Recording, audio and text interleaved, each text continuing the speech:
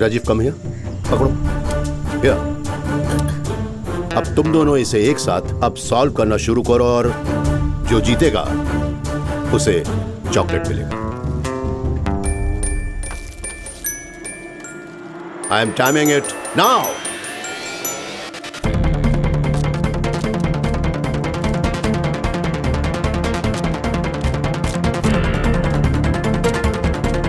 मेरा हो गया डैड। 53 सेकेंड्स। यस, पहले मैंने 62 सेकंड्स में किया था डैड, मतलब 9 सेकंड जल्दी किया। I am sorry Rajiv, Shiva ने तुमसे पहले सॉल्व कर लिया था। 45 seconds. Good, chocolate is yours. Thank you uncle. क्या तुम अब भी और सीखना चाहोगे शिवा? हाँ अंकल।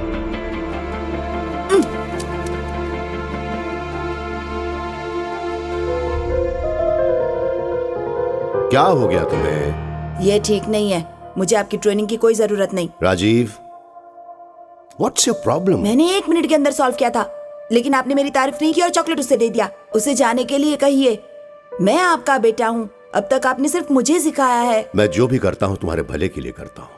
ये रूबिक क्यूब 62 सेकंड्स में तुमने कब सॉल्व किया था? पिछली छुट्टियों में।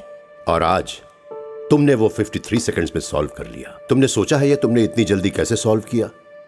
कंपटीशन। इतने दिनों से तुम्हारी अकेले ही ट्रेनिंग चल रही थी, लेकिन जब तुम्हें कंपटीशन का सामना करना पड़ा, पता है ना तुम्हें, तुम में और बेहतर करने की इच्छा जागृत हुई। लेकिन डैड, लिसन टू मी, जब मैं सर्विस में था उन्होंने मुझे मारने की 13 बार कोशिश की।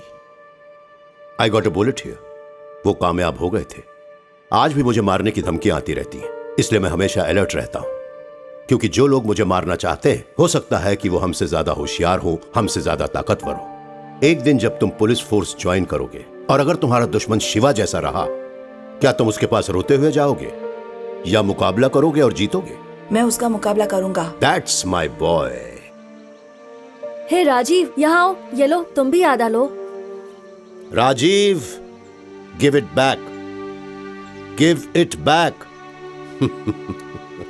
अपना इनाम हमेशा जीत कर हासिल करो। हारने के बाद भी अगर तुम्हें इनाम मिला तो तुम्हारी जीतने की इच्छा खत्म हो जाएगी। ओके? मेरी बात ध्यान से सुनो। आज के बाद से तुम दोनों इकट्ठे ट्रेनिंग करोगे। कमांडो ट्रेनिंग में इसे बड़ी पेयरिंग कहते हैं। अकेले ट्रेनिंग करने से बेहतर रिजल्ट्स बड़ी ट्रेनिंग से आते हैं, लेकिन ज्यादा बड़ी चीज यह है कि कभी भी दूसरे के लिए गिव अप नहीं करना है।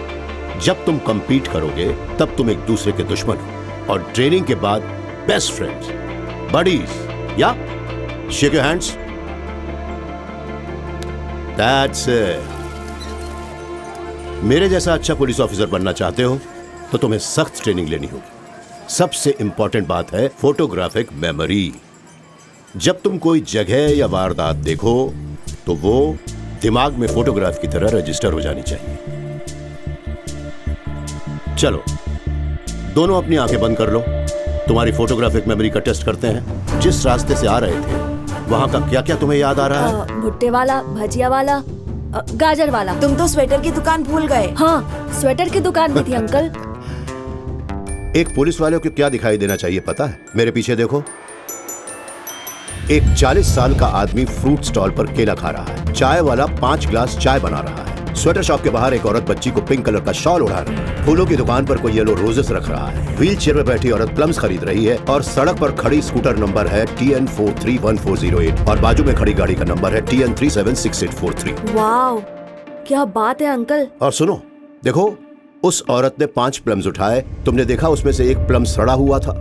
कमाल है, आप तो जादूगर है अंकल। अगर तुम दर्शक बन के देखोगे तो तुम्हें जादू दिखाई देगी, लेकिन अगर तुम लगन से मेहनत से ट्रेनिंग करोगे तो तुम भी जादूगर बन सकते हो। जब भी मैं कोई बात कहूं ध्यान से सुनना चाहिए। अगर कंसंट्रेट करोगे तब जाकर जादूगर बन पाओगे। Are you both ready?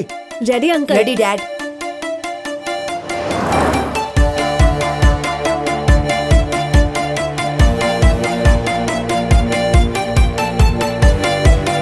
That's it. ठंड लग रही है? नहीं अंकल। कुदरत, हमें कुदरत को अपना दोस्त बनाना है। सुनो ना रे वीरा, सुनो ना मेरे यारा, जरा खास बना लो ना यादें।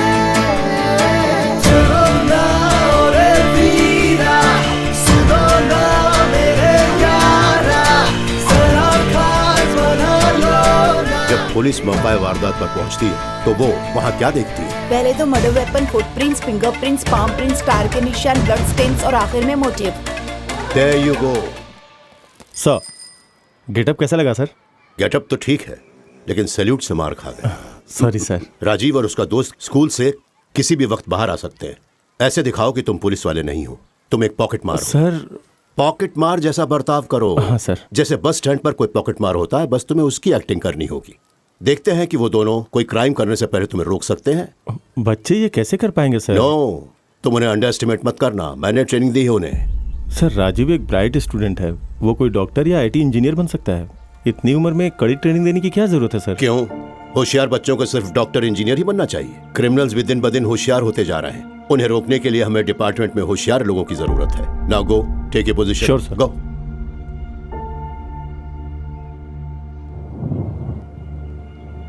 थैंक्स।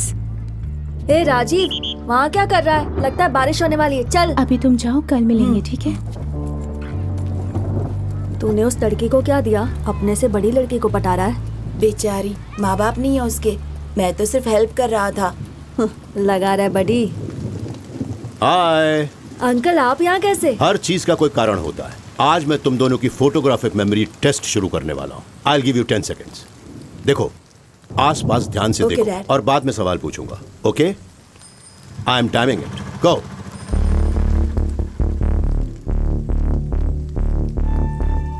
That's it. तुम्हें कुछ सस्पिशियस दिखाई दिया? अब याद करो कि तुमने क्या देखा।